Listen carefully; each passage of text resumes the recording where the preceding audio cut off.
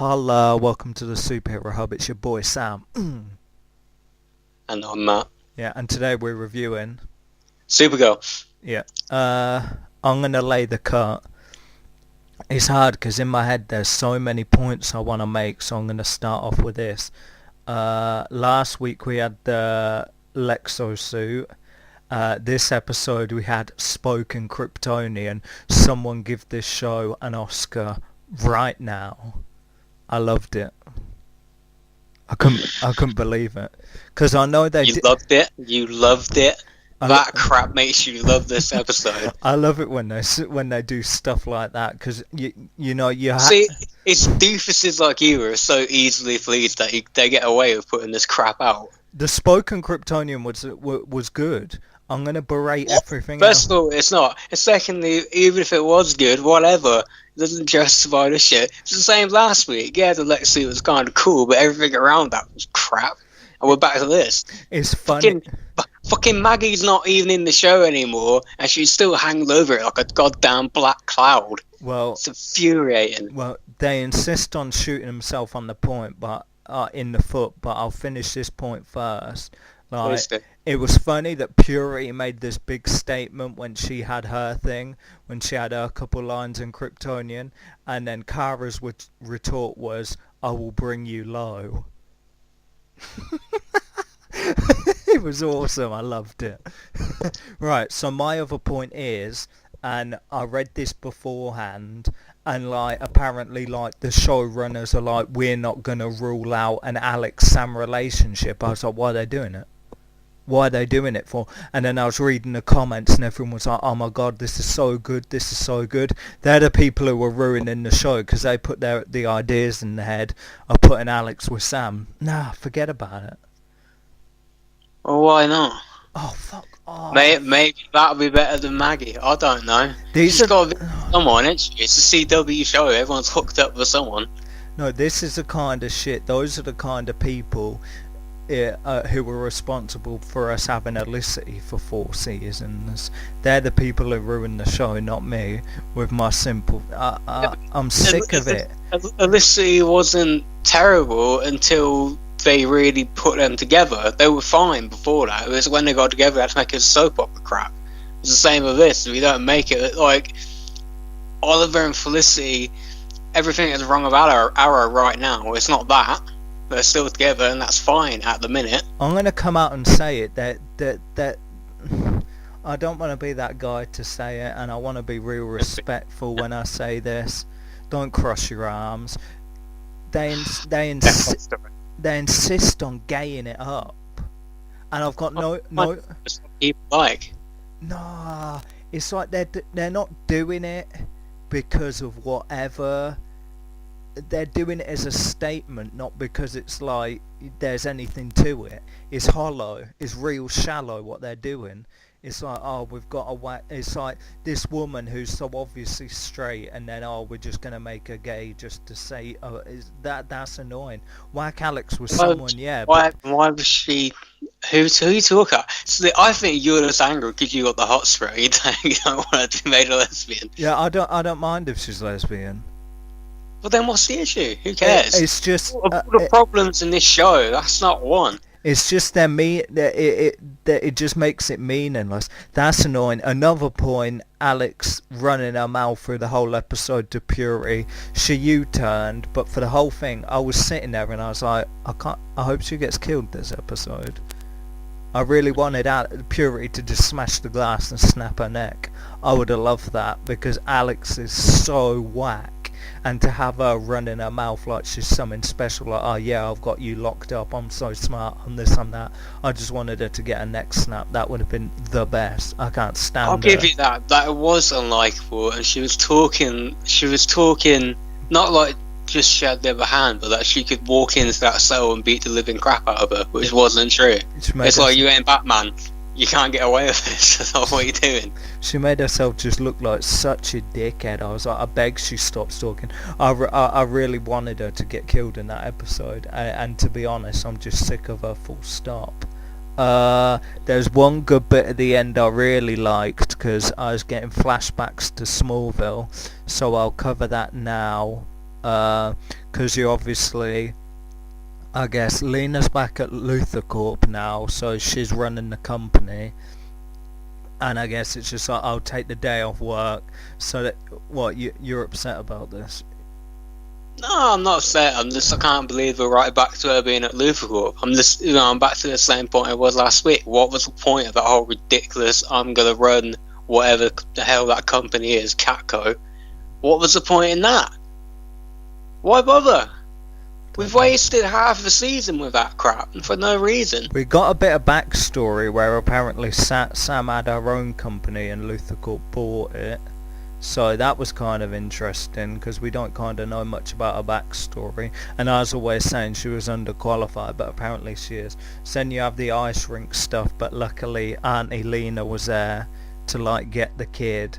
And then I loved it at the end when Lena's like, I know what's wrong with you, and then I was like, that was so, like, that reminded me so much of Smallville, like Lex Luthor. Like, I'm hoping she turns now, because she knows Sam's secret. This is perfect, you know what I mean? If she keeps it to herself and doesn't tell anyone that Sam's Rain, she's up to something. Of course she's up to something. Yeah, but she's never really, like, she's always been kind of nicey. You know what I mean? She had a bit of a blip last episode, but then she kind of kept herself together.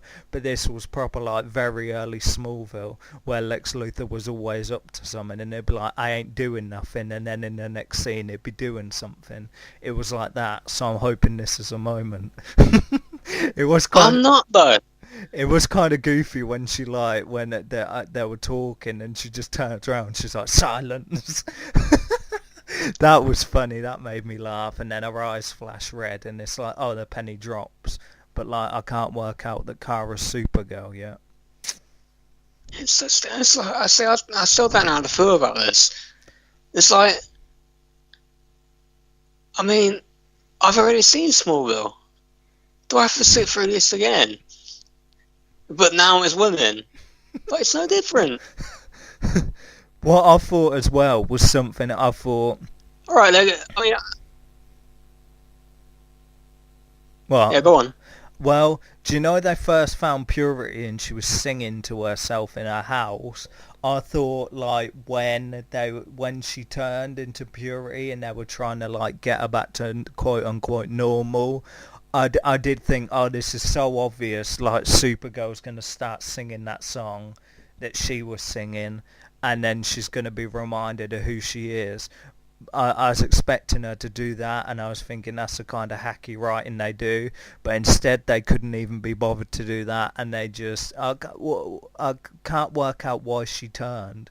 But she had her in a headlock, and then Alex ran her mouth, and then all of a sudden she decided to turn back to normal. That was real lazy. She should have just killed Alex. Like there yeah, and well, then. that's not gonna happen, is it? And then the subplot is that we had Imra and Mon-El. Oh, yeah. Yeah. Why is Mon-El having, like, some bonding session with the Martian Manhunter? Martian Manhunter got a life? No. Apparently not.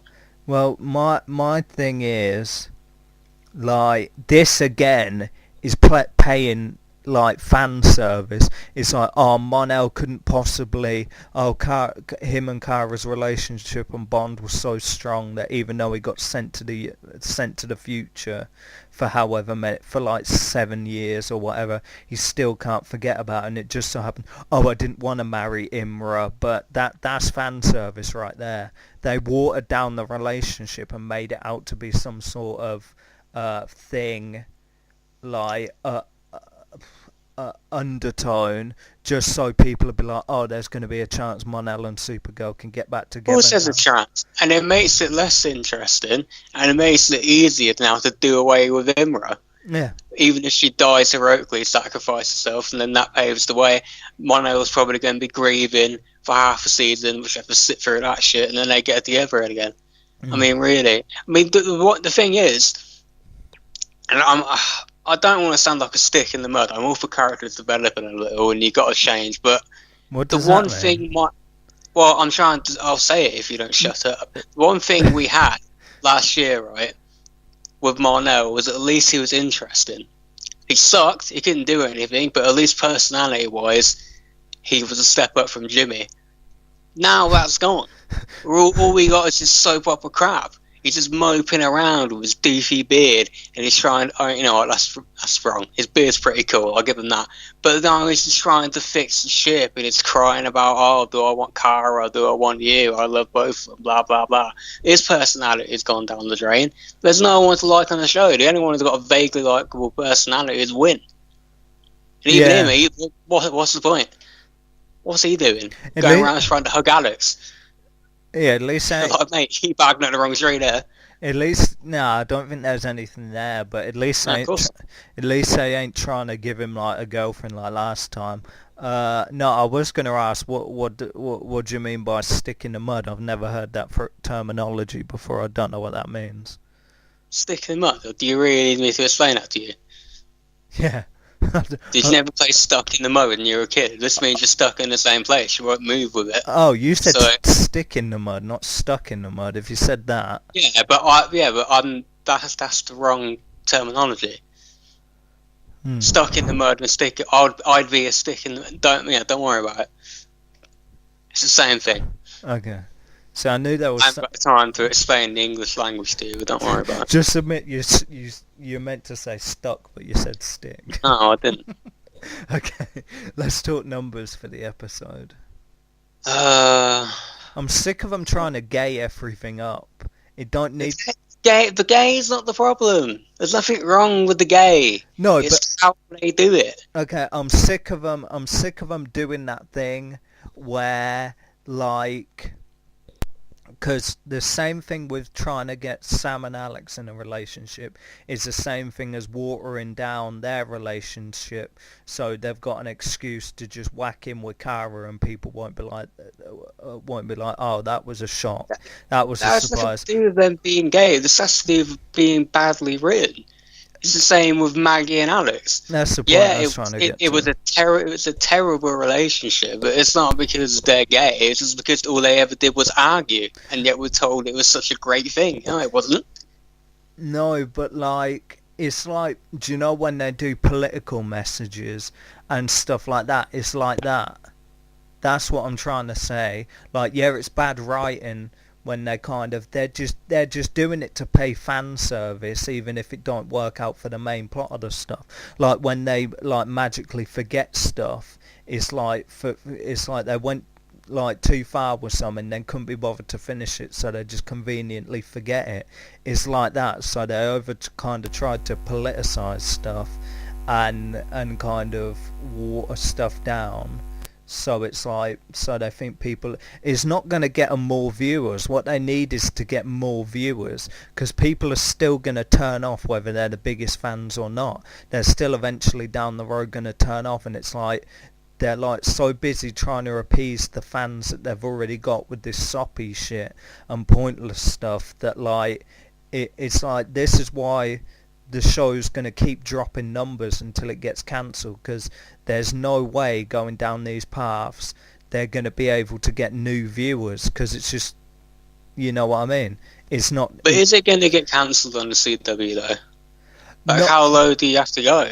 Yeah, that's what I mean, but that's the direction it's going, because it's not like there's no new life into it. They keep recycling the same storylines, just, the fans are like, oh yeah, let's put Alex in a relationship with Sam. Oh, that seems like a good idea. But the character's got to be in a relationship at some point. Shadows go on without one. Why can't they just be powerful, independent women? That's what they're always talking about. We're powerful, independent women, but we've got to have a boyfriend every 5 seconds. Well, yeah, but you got to have a relationship, and it's on the CW. Why can't you have friendship? Why can't you just have a good friendship? She can, but why can't she have a relationship too? Because she can have a relationship. There's nothing wrong with a character having a relationship. It's because it's badly written. That's the problem. Because they're gonna ruin it. The second she gets in a relationship, they're gonna write it bad. They're gonna be arguing every 5 seconds, and it's gonna make you hate the characters, and it's gonna be like, yeah, but that doesn't have to happen though, does it? That's what I'm saying. When has it not happened? It's like the Felicity thing.